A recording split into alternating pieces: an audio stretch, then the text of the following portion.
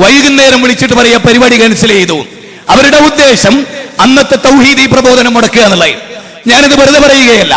ആ 10 കൊല്ലം മുജാഹിദ് പ്രസ്ഥാനത്തിലേക്ക് ആളുകൾ വന്ന ഒഴുക്ക് വളരെ കുറവാണ്. ആ 10 കൊല്ലം പിളരുന്നതിന് മുമ്പുള്ള 10 വർഷം ഇതെല്ലാവരും ചിന്തിക്കണം. മടവൂരികളും അല്ലാത്തവരും കൂടപ്പിറപ്പുകളും സകല മനുഷ്യരും അതേതൊരു സമൂഹത്തിനുണ്ടാകുന്നതാണ്. പിന്നെ ഒരു കാര്യം കൂടി നിങ്ങൾ മനസ്സിലാക്കണം, പിഴവുണ്ടാകുക പിഴച്ചവരിൽ നിന്നല്ല, ഹിദായത്തിൽ നിന്ന് പിഴവിലേക്കുള്ള യാത്ര അതുണ്ടാവാ. ശരിക്കും മനസ്സിലാക്കണം. ഏത് അമ്പിയാക്കളിൽ വിശ്വസിച്ച് അവർ രൂപപ്പെടുത്തിയ ഒരു സൊസൈറ്റി, ആ സൊസൈറ്റിയിൽ നിന്ന് പിൽക്കാല തലമുറ ശിർക്കിലേക്കുള്ള യാത്ര, അത് വളരെ ഗൗരവമായി ചർച്ച ചെയ്യപ്പെടേണ്ട വിഷയമാണ്. മുജാഹിദ് പ്രസ്ഥാനം അതിന്റെ ഹക്കോടുകൂടി മുന്നോട്ട് പോകും. ഇതിൽ നിന്ന് വീണ്ടും വളരും. അതാണ് ഏത് കാലഘട്ടത്തിൽ ഉണ്ടായിട്ടുള്ളത്. ഇത് മനസ്സിലാക്കുമ്പോൾ നിങ്ങൾ അറിയുക, മുജാഹിദ് പ്രസ്ഥാനം പിളർന്നതിന് ശേഷമാണ് കേരള ചരിത്രത്തിൽ ഏറ്റവും കൂടുതൽ വാദപ്രതിവാദം.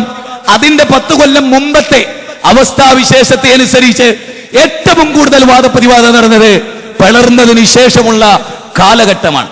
എന്റെ പിളർന്നതിന് മുമ്പ് തടുക്കുകയായിരുന്നു, വാദപ്രതിവാദത്തിനെതിരെ എഴുതുകയായിരുന്നു, മുഖാമുഖത്തിനെതിരെ എഴുതുകയായിരുന്നു, ഖണ്ഡനമണ്ഡലത്തിനെതിരെ എഴുതുകയായിരുന്നു.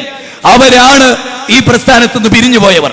അവർ പോയപ്പോ സുഗമമായിരുന്നു ഈ പ്രസ്ഥാനത്തിന്റെ പ്രവർത്തന യാത്ര. കഴിഞ്ഞ 30 കൊല്ലങ്ങൾക്ക് മുമ്പില്ലാത്ത വിപ്ലവം, 250-ലധികം മുസ്ലിയാക്കന്മാർ മുജാഹിദായി. ജമാഅത്തെ ഇസ്ലാമി പോയില്ല, പോപ്പുലർ ഫണ്ട് പോയില്ല. മടവൂരികളിലേക്ക് ഒരൊറ്റ മുസ്ലിയര് വയനാട്ടിൽ നിന്ന്. അത് തന്നെ എന്തുകൊണ്ട്? അയാൾക്ക് വയനാട്ടിൽ കൂടുതൽ മടവൂരികൾ ഉള്ളിടത്ത് പെട്ടുപോയതുകൊണ്ട്. ഞാനിത് പറയുന്നത് നിങ്ങൾക്ക് മനസ്സിലാക്കാൻ. 250ഓളം മുസ്ലിയാക്കന്മാർ എന്റെ ഓർമ്മയിൽ മുജാഹിദ് പ്രസ്ഥാനത്തിലേക്ക് ചെറുതും വലുതുമായി ഈ 10 കൊല്ലത്തിനുള്ളിൽ വന്നു. സഹോദരങ്ങളെ, എന്തുകൊണ്ടവർ ജമാഅത്തെ ഇസ്ലാമി പോയില്ല? എന്തുകൊണ്ടവർ പോപ്പുലർ ഫണ്ട് പോയില്ല? എന്തുകൊണ്ടവർ തബ്ലീഗ് ജമാഅത്ത് പോയില്ല? ഷൈഖ് അബ്ദുള്ള മൗലവിയും അദ്ദേഹത്തിന്റെ മകനടക്കമുള്ളവർ എന്തുകൊണ്ട് മുജാഹിദ് വേദിയിൽ പ്രത്യക്ഷപ്പെട്ടു? ഇത് നിങ്ങൾ ഗൗരവമായി ചർച്ച ചെയ്യേണ്ട വിഷയമാണ്. പണം കൊടുത്തിട്ടല്ലോ, ഒരിക്കലും അല്ല, ഒരിക്കലും അല്ല. അത് മനസ്സിലാകണമെങ്കിൽ ഈ പ്രസ്ഥാനത്ത് നീ ഒന്ന് പഠിക്കണം, മനസ്സിലാക്കണം. വാദപ്രതിവാദങ്ങൾ. എറണാകുളം ജില്ലയിൽ സമ്മേളനം നടന്നു പിളർന്ന ഉടനെ, അല്ലേ? ആ സമ്മേളനം നടക്കുമ്പോ എത്ര പള്ളി ഉണ്ടായിരുന്നു എറണാകുളത്ത്? ആ സമ്മേളനം നടന്ന് ഇന്ന് ഞാൻ ഇവിടെ സംസാരിക്കുമ്പോ 17 പള്ളികൾ ഉദ്ഘാടനം ചെയ്തു. 8 പള്ളികൾ ഉദ്ഘാടനം ചെയ്യാനിരിക്കുന്നു. ഞാൻ ചോദിക്കുന്നു, കേരള ചരിത്രത്തിൽ ഒരു മുജാഹിദ് പോക്കറ്റിൽ സുന്നികൾക്ക് പള്ളി ഉണ്ടായി മുജാഹിദുകളൊക്കെ സുന്നിവൽക്കരിച്ച ഒരു ചരിത്രമില്ല. നേരെ മറിച്ച് സുന്നിയുടെ പള്ളി, സുന്നി ജമാഅത്തിൽ നടന്ന പള്ളി ഒറ്റയടിക്ക് മുജാഹിദ് പള്ളിയായി മാറിയ അനുഭവം ഇന്നുമുണ്ട്, ഇന്നലെയുണ്ട്, നാളെയുണ്ട്. എന്തുകൊണ്ട്? ഇരുന്ന് ചിന്തിക്കുന്നവർ, നിന്നും ഇരുന്നും കിടന്നും ആലോചിക്കുന്നവർക്ക് അത് ദൃഷ്ടാന്തമുണ്ട്. ഖുർആനിന്റെ മുമ്പിൽ മലവെള്ളപ്പാച്ചിലിൽ ഒലിച്ചു പോകുന്ന ചെപ്പു ചണ്ടികളെ പോലെ മുജാഹിദ് പ്രസ്ഥാനം ഉദ്ധരിക്കുന്ന വിശുദ്ധ ഖുർആനിന്റെ വചനത്തിന്റെ മുമ്പിൽ പഞ്ചപുച്ഛമടക്കി നിന്നിട്ടുണ്ട് പൗരോഹിത്യ സംഘടനകൾ മുഴുവനും. ഇതിന് വേറെ ഒരു പ്രത്യേകത ഒന്നുമില്ല. ആയത്തുദ്ധരിക്കും, ഹദീസുകൾ ഉദ്ധരിക്കും, ചിന്തിക്കൂ ജനങ്ങളെ എന്ന് പറയും. ജനങ്ങൾ ചിന്തിക്കും, ജനങ്ങൾ കാര്യങ്ങൾ കേൾക്കും, ജനങ്ങൾ മനസ്സിലാക്കും, ജനങ്ങളുടെ മനസ്സ് പരിവർത്തനമാകും. ഇന്നും ഈ പറയുന്ന കുമരലൂർ പ്രദേശത്ത് പോലും മുജാഹിദുകൾ പറയുന്നതാണ് ശരി എന്ന് വിശ്വസിക്കുന്ന AP സുന്നികളുണ്ട്, EK സുന്നികളുണ്ട്. ഞങ്ങളുടെ മയ്യത്തവരെ കബറടക്കും, ഞങ്ങളുടെ കുട്ടികൾക്ക് ഇങ്ങനെ കല്യാണം നടക്കും, ഞങ്ങളുടെ വീട്ടിലെ മറ്റു പ്രശ്നങ്ങൾ ഇങ്ങനെ ഇടപെടും, മയില് ബഹിഷ്കരണം ഉണ്ടാവില്ലേ? ഇതൊക്കെ പേടിച്ചുകൊണ്ടാണ് പലരും ഇങ്ങോട്ട് വരാത്തത്. അം ഹസിബതും അൻ തദ്ഖുലുൽ ജന്ന വലമ്മാ യഅലമില്ലാഹു അല്ലദീന ജാഹദു മിൻകും വയഅലമസ് സ്വാബിരീൻ. സ്വർഗ്ഗത്തിൽ കടക്കാൻ എളുപ്പത്തിൽ സാധിക്കില്ല. പരീക്ഷണങ്ങളില്ലാതെ, ത്യാഗമില്ലാതെ, ജിഹാദില്ലാതെ, ക്ഷമയില്ലാതെ, സബറില്ലാതെ, അസ്മില്ലാതെ സ്വർഗ്ഗത്ത് പോകാൻ കഴിയില്ല. വിശുദ്ധ ഖുർആൻ 3-ാം അധ്യായം 142-ാമത്തെ വചനം. അതേ, പീഡിപ്പിക്കപ്പെടാതെ, ബഹിഷ്കരിക്കപ്പെടാതെ, കഷ്ടപ്പെടാതെ ദീനുൽ ഇസ്ലാം അനുസരിച്ച് ജീവിക്കാൻ, സ്വർഗത്തിലെത്താൻ നിങ്ങൾക്ക് സാധിക്കില്ല എന്ന് അല്ലാഹു സുബ്ഹാനഹു വ തആല പറയും. ഇനി നോക്കൂ നിങ്ങൾ, ഇബ്രാഹിം നബി അലൈഹിസ്സലാം അദ്ദേഹം ബാപ്പയുമായി നേർക്ക് നേരെ മറിച്ച് അദ്ദേഹം ഒരു പർണശാല കെട്ടിയിരുന്ന് വലിയൊരു തലപ്പാവം കെട്ടി വലിയൊരു ജുബ്ബയിട്ട് ആളുകൾക്ക് മന്ത്രിച്ചുതി കൊടുത്തൊരു തങ്ങളായിരുന്നില്ല. റോട്ടിലിറങ്ങി, ക്ഷേത്രത്തിലിറങ്ങി, ക്ഷേത്രത്തിൽ ചെന്ന് ദേവത്തിടത്തി എന്ന് പറഞ്ഞാൽ പച്ച മലയാളത്തിൽ ഇന്ത്യ രാജ്യത്തെ ഗുരുവായൂർ ക്ഷേത്രത്തിൽ കയറി ചെന്ന് തൗഹീദ് പറയാ, മധുരൈ മീനാക്ഷി ക്ഷേത്രത്തിൽ കയറി ചെന്ന് ഏകദൈവാരാധനയിലേക്ക് മനുഷ്യരെ ക്ഷണിക്കുക. ഇതവരോടുള്ള സ്നേഹമാണ്. ആ സ്നേഹമാണ് അമ്പിയാക്കൾ വെച്ച് പുലർത്തിയത് സകല മനുഷ്യരോടും. ഇവിടെ ഒരു പോയിന്റ് പ്രത്യേകം ശ്രദ്ധിക്കണം.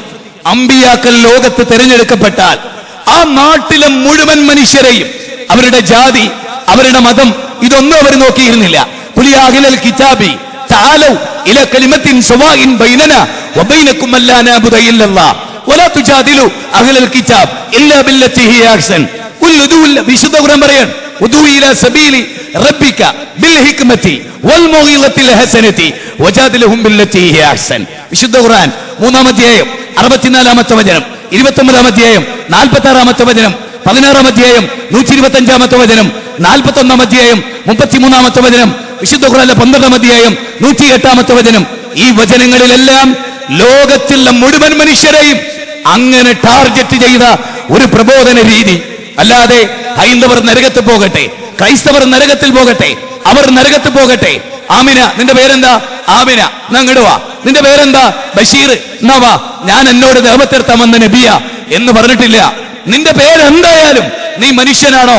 നിന്നെ സ്വർഗത്തിലേക്ക് നയിക്കാൻ, നരകത്തിന്റെ വഴിയിൽ നിന്ന് വിമോചിക്കാൻ, അള്ളാഹുവിലേക്ക് നിന്നെ ക്ഷണിക്കാൻ അല്ലേ സായി ഭക്തരോട് നമുക്ക് പറയാനുള്ളത് അതാണ്. സായിബാബ മരിച്ചുപോയി. സ്വന്തം കിഡ്നി പോലും നിയന്ത്രിക്കാൻ അദ്ദേഹത്തിന് സാധിച്ചില്ല. 130 ഗ്രാം ഭാരമുള്ള കിഡ്നി പോലും അദ്ദേഹത്തിന് നിയന്ത്രിക്കാൻ സാധിച്ചില്ല. സ്വശരീരത്തിലെ അനാട്ടമി, ആന്തരിക അവയവങ്ങളെ കുറിച്ചുള്ള പഠനമാണ് അനാട്ടമി. ആ ആന്തരിക അവയവങ്ങൾ പോലും വളരെ വർഷങ്ങൾക്ക് മുമ്പ് കേടുവന്നിട്ട് അതറിയാൻ സായിബാബക്ക് സാധിച്ചില്ല. നിങ്ങളെയും ഞങ്ങൾ ക്ഷണിക്കുന്നു. എങ്ങോട്ട്? ഉള്ളാളത്തേക്കല്ല, ഭീമാപള്ളിയിലേക്കല്ല, മനമ്പത്ത് ബീവിയിലേക്കല്ല, മടവൂരിലേക്കല്ല, ഏർവാടിയിലേക്കല്ല, നാഗൂറിലേക്കല്ല, അജ്മീറിലേക്കല്ല, മദീനയിലേക്കല്ല, മക്കയിലേക്കല്ല. അദ്ദഅവതു ഇലല്ലാഹ്, അല്ലാഹുവിലേക്ക്. ഏതാണ് ഈ അല്ലാഹു? അലം തറ അന്നല്ലാഹ യസ്ജുദു ലഹു മൻ ഫിസ് സമാവാതി വമൻ ഫിൽ അർദ് والشمس والقمر والنجوم والجبال والشجر والدواب وكثير من الناس خلق السماوات بغير يمد ترونها وألقى في الأرض رواسي أن تميد بكم وبث فيها من كل دابة وأنزلنا من السماء ماء فأنبتنا فيها من كل زوج كريم هذا خلق الله. ആ പടച്ചവനിലേക്ക്, സൂര്യചന്ദ്രന്മാർ ആരാധിക്കുന്ന പടച്ചവനിലേക്ക്, ആകാശഭൂമികളുടെ തമ്പുരാനിലേക്ക്, റബ്ബുസ് സമാവാതി വൽ അർദ് വമാ ബൈനഹുമാ ഇൻ കുൻതും മൂഖിനീൻ, കലീമുല്ലാഹി മൂസ അലൈഹിസ്സലാം 26-ാം അധ്യായം സൂറത്ത് ശുആറാ 23-ാമത്തെ വചനം. അതെ, അതാണ് ഫമൻ റബ്ബുകുമാ യാ മൂസ റബ്ബുനല്ലദീ അഅതാ കുല്ല ശൈഇൻ ഖൽഖഹു സുമ്മ ഹദാ. എല്ലാ ജീവജാലങ്ങളെയും സൃഷ്ടിക്കുകയും അതിന് മാർഗദർശനം നൽകുകയും ചെയ്ത ഇതാണ് ഈ കുമരനെല്ലൂരിൽ എന്റെ പ്രസംഗം കേൾക്കുന്ന ഹൈന്ദവനോട് ആകാശത്തെ സൃഷ്ടിച്ചവൻ ദൈവം. അത് ശ്രീരാമനല്ല, ശ്രീകൃഷ്ണനല്ല, യേശുക്രിസ്തുവല്ല, വേളാങ്കണ്ണി മാതാവല്ല, ഉള്ളാളന്നങ്ങളല്ല, മൊയ്തീൻ ഷേഖല്ല, മമ്പറന്നങ്ങളല്ല, ഭീമാവുമിച്ചയല്ല, തിരുവത്തി ദേവിയല്ല, പടച്ച തമ്പുരാൻ, എന്നെയും നിന്നെയും സൃഷ്ടിച്ച ലോകത്തിന്റെ തമ്പുരാൻ. ഹിന്ദുവിനെയും മുസ്ലിമിനെയും ക്രിസ്ത്യാനിയെയും ജൈനനെയും ബൗദ്ധനെയും മതമുള്ളവരെയും ഇല്ലാത്തവനെയും ഈശ്വരവിശ്വാസിയും നിരീശ്വരവാദിയെയും കൃമികീടങ്ങളെയും ആകാശത്ത് വട്ടമിട്ട് പറക്കുന്ന പറവകളെയും ആയിൽ നീന്തി തുടിക്കുന്ന മത്സ്യങ്ങളെയും കാനനങ്ങളിൽ ഗർജിക്കുന്ന സിംഹത്തെയും അതിന്റെ ഗർജനം കേട്ട് ഓടി ഒളിക്കുന്ന മാൻപേടയെയും എല്ലാം സൃഷ്ടിച്ച അധിപതിയായ ഡെസേർട്ടിലെ ഒരു മണൽത്തരിക്ക് സ്ഥാനചലനം ഉണ്ടാകുന്നുവെങ്കിൽ അതറിയുന്ന കോടാനുകോടി കാനനങ്ങളിൽ, കോടാനുകോടി വൃക്ഷങ്ങളിൽ, കോടാനുകോടി ശാഖകളിൽ, കോടാനുകോടി ഇലകളിൽ ഒരു ഇല കൊഴിയുമ്പോൾ അതിനെ കൺട്രോൾ ചെയ്യുന്ന ഏകാധിപതിയായ, സ്വച്ഛാധിപതിയായ, പരമകാരുണ്യകനായ, അളവറ്റ ദയാപരനായ, ദീദീപികനായ, വിരാട് പുരുഷനായ, ഹിരണ്യഗർഭനായ, ഓം സദേ സമസ്തേ സർവലോകാശ്രയായ, ഓം സദേ സമസ്തേ സർവലോകാശ്രയായ, ഏകം സദ്ബഹുദ വിപ്രാവദന്തി യോ ദേവാനാം നാമത ഏകേവ അന്തം തമഹ പ്രവിശന്തിയേ സംപൂത്യമുപാസതേ തതോ ഭൂയ ഇവരേ യഹു സംപൂത്യമൃതഃ എന്ന് വേദം വളരെ കണിശമായി പഠിപ്പിച്ച ശിർക്കിൽ നിന്ന് മോചിച്ച് ഏകദൈവത്തെ ആരാധിക്കുന്നതിലെ ഇവിടെ പട്ടമിട്ട് പറക്കുന്ന ഈ കൊച്ചു പ്രാണികൾ കണ്ടില്ലേ, അതിനെ രൂപകൽപ്പന ചെയ്ത ആ ഡിസൈനർ ആരോ, ആ സിട്ടാവനെ ആരാധിക്കാൻ. ഹാദാ ഖൽഖുല്ലാഹ്, ഇതൊക്കെ അവന്റെ സിട്ടിയാണ്. അവനിലേക്ക് മനുഷ്യരെ ക്ഷണിക്കാൻ വായു നൽകിയ, വെള്ളം നൽകിയ, പിടിക്കാനുള്ള കൈ നൽകിയ, നടക്കാനുള്ള കാല് നൽകിയ, കാണാനുള്ള കണ്ണ് നൽകിയ, കേൾക്കാനുള്ള കാത് നൽകിയ, ചിന്തിക്കാനുള്ള ഹൃദയം നൽകിയ മാലിക്കുൽ മുലൂക്കായ രാജാതിരാജനായ പരമകാരുണ്യകനായ ആ അള്ളാഹുവിനോട് നെഞ്ചകം വെച്ച് പൊട്ടിക്കരഞ്ഞ് തേടാൻ മാനവകുലത്തെ ക്ഷണിക്കുന്ന ആദർശാധിഷ്ഠിത പ്രസ്ഥാനം. മഹിതമാണ് ഈ സന്ദേശം, മഹിതമാണ് ഈ സന്ദേശം. ആർക്കെതിരുമല്ല ഇത്, ആർക്കെതിരുമല്ല, ആരുടെ അവകാശങ്ങൾക്കും എതിരില്ല. പക്ഷേ പൗരോഹിത്യത്തിനൊരു നൊമ്പരമുണ്ടാകും. കാരണം ഏകദൈവ വിശ്വാസമെങ്ങാനും മനുഷ്യർ സ്വീകരിച്ചാൽ പിന്നെ എങ്ങനെ ഖബർ പൂജ, പിന്നെ എങ്ങനെ വിഗ്രഹാരാധന, പിന്നെ എങ്ങനെ കറാമത്ത് വെക്കാൻ കഴിയും, പിന്നെ എങ്ങനെ മൊഴിജത്ത് വെക്കാൻ കഴിയും? ഓർക്കണം നിങ്ങൾ. അതുകൊണ്ട് ഇബ്രാഹിം നബി നിങ്ങൾ നോക്ക്, എനിക്ക് ആശ്ചര്യം തോന്നിയിട്ടുണ്ട് ഇബ്രാഹിം നബിയെ. സത്യം, എബ്രോൺ നഗരത്തിലാണ് ഇബ്രാഹിം നബിയുടെ ഖബറുള്ളത്, അല്ലേ? എബ്രോൺ നഗരം ഇന്ന് ജൂതന്മാരുടെ കൈകളിലാണ്. 4 തൗഹീദിന്റെ പട്ടണം ഉണ്ടാക്കിയിട്ടുണ്ട് ഇബ്രാഹിം നബി അലൈഹിസ്സലാം. 4 കേന്ദ്രം, അല്ലേ? ഒരു 25,000 കിലോമീറ്റർ യാത്ര ചെയ്തിട്ടുണ്ട് ഇബ്രാഹിം നബി അലൈഹിസ്സലാം, നടന്നിട്ട്, കാൽനടയായി. അല്ലാഹു ചോദിച്ചില്ലേ, ആദര ചോദിച്ചില്ലേ, അതല്ല ഇബ്രാഹിം, ഇത് അല്ലാഹ് കൽപ്പിച്ചതാണോ? അതെ, ആ കൽപ്പന. ഞാൻ ചോദിക്കട്ടെ, ഏത് സഖാഫിയാണ് ഒരു മരുഭൂമിയിൽ നിന്ന് വേറൊരു മരുഭൂമി തൗഹീദ് പറയാൻ പോയത്? സമസ്തക്കാർ ചിന്തിക്കണം, ഫൈസിമാര് ചിന്തിക്കണം, ദാരിമിമാര് ചിന്തിക്കും. അങ്ങനെ ചിന്തിച്ചിട്ടാ പലരും മുജാഹിദ് പ്രസ്ഥാനത്തിലേക്ക് പോകുന്നു. അങ്ങനെ ചിന്തിച്ചിട്ടാ എന്നും ഓൾ ഇന്ത്യ തക്ബീർ തൊഴിലാളികളുടെ തക്ബീർ കേട്ട് ചിരിച്ചു കളിച്ച് കേറാനല്ലാതെ ഒരു സൂചിപ്പൊട്ടുകൊണ്ടൊരു വേദന. എന്നാൽ അമ്പിയാക്കൾ എങ്ങനെയാ? അമ്പിയാക്കളുടെ തലയടിച്ച് ഛേദിക്കപ്പെട്ടു. യഹിയാ നബി ആദ്യമായിട്ട് അങ്ങാടിയിൽ ഇറങ്ങി തൗഹീദ് പറഞ്ഞു, പിന്നെ പറയാൻ തല ഉണ്ടായിരുന്നില്ല. ഫസ്റ്റ് പ്രസംഗം, ഫസ്റ്റ് തലരിയൽ. പരിശോധിച്ചു നോക്ക്, വേദങ്ങൾ പരിശോധിക്കും. യഹിയാ നബി, അതും പ്രാർത്ഥിച്ച് നേടിയ സക്കരിയ നബി, അല്ലേ?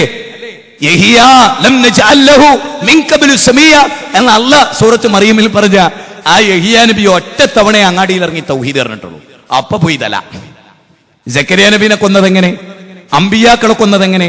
ആ അമ്പിയാക്കളുടെ പാതയാണ് സമസ്തയുടെ എന്ന് പറഞ്ഞാൽ ഖുർആൻ വായിച്ചൊരു മനുഷ്യനെയും അത് വിശ്വസിക്കാൻ കിട്ടില്ല. ഖുർആൻ വായിക്കുന്ന ഒരു മനുഷ്യനെയും അത് സ്വീകരിക്കാൻ കിട്ടില്ല. എന്നെ അത്ഭുതപ്പെടുത്തിയിട്ടുള്ള ഒരു കാര്യമാണ് വഖാലല്ലദീന കഫറു ലാ തസ്മഉ ലിഹാദൽ ഖുർആൻ എന്ന വചനം. ഖുർആനിലുള്ളതാ. 26-ാം അധ്യായം, 41-ാം അധ്യായം 26-ാമത്തെ വചനം. അതെന്താ?